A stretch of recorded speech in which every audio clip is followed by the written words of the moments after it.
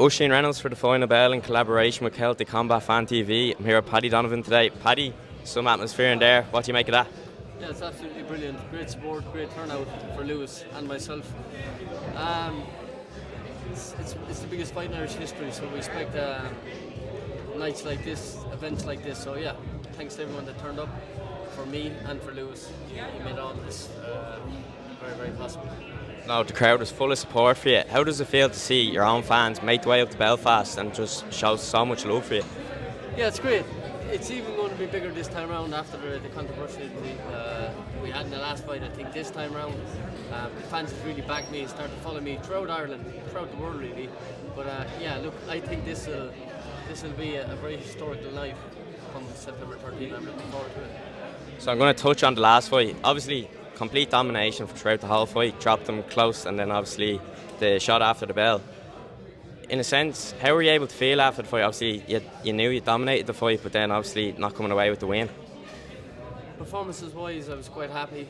Andy was quite happy. Obviously, the result wasn't the one we wanted. Bad for me, but for Irish boxing, match from the zone is probably the perfect thing. We're back here in Belfast, two Irish fighters fighting for the vacant IBF world title. So, even though it was hurtful at the time, it actually worked out better. So it's all a part of God's plan, I think. And yeah, I'm just ready now. And obviously, with the sense of the world title on the line, how does that feel to have the chance to become the first, or in an all-Irish title fight, win a world title on Irish soil? Yeah, it's history. It's history. These nights don't come around often. They've never happened in Irish boxing history. Probably never will again, I'm going to be honest about it. So to have two welterweights at this part of the career challenging for a world title is second to none, I think. You know, and to make it more special, I think when I become world champion, being trained by Andy Lee, former world champion, Irishman, training Irishman, I'd like to give Andy that little gift too. So we'll see. And obviously, coming to enemy territory for the second time now, were you disappointed in the sense you couldn't get the fight back down south, or?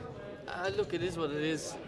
Obviously, you'd always want to fight at home, even though I feel like Belfast is just as good as home. I fought here 6 times, so it is what it is. The crowd is going to be electric for both of us. When we get in the ring, we can't hear nothing. It's just me and Crocker battling it out the championship.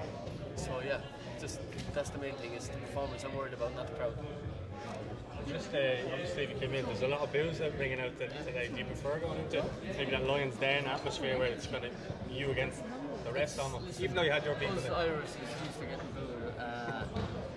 For a small country, we're known for being big fighters, so to be booed it's not a problem for me.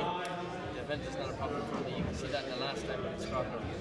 It's just like the aura about me, the event the whole week about the fight, the walkout, the songs, the dance, the music, everything was perfect. So yeah, look, I don't mind negativity or positivity. Just try to do what I can do. Obviously, you're the main attraction now. When I first spoke to you, it was on the undercard of Katie's fight against Cameron. But like to see now how much you feel like you're able to handle that pressure of being in these main events. Yeah, look, I've always been a person to. I always saw myself in these positions where someday I know I'd have the limelight on me. So I built my career. Andy built my career around that too. He's been having me with Tyson Fury, Tyson Parker, some of the best fighters in the world at such a young age in my pro career. Traveling the world with him and seeing him on these main events and learning a lot from all these fighters. So he was priming me for the big time myself. So yeah, look, I don't feel out of place now. I know you had a bit of history with Dylan Moore, and I was glad to have him on the undercard because I know you had your history with him. Yeah, look, Dylan's a good fella. I wish him all the best. He's domestic level fighting.